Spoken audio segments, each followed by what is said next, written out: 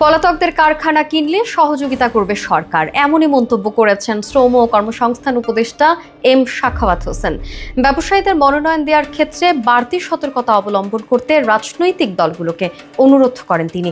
রাজধানীতে আয়োজিত এক বিতর্ক প্রতিযোগিতায় এসব কথা বলেন তিনি।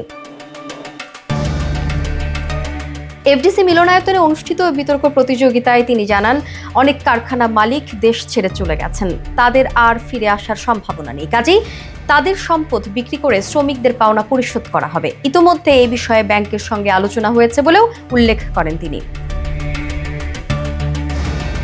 তিনি আরও বলেন, নির্বাচন কমিশনের দায়িত্ব হবে আরপিতে সংশোধন আনা। কেউ নির্বাচনে অংশ নিতে চাইলে কোনো দলের সঙ্গে তার ন্যূনতম 3 বছর সক্রিয় থাকার শর্ত থাকতে হবে।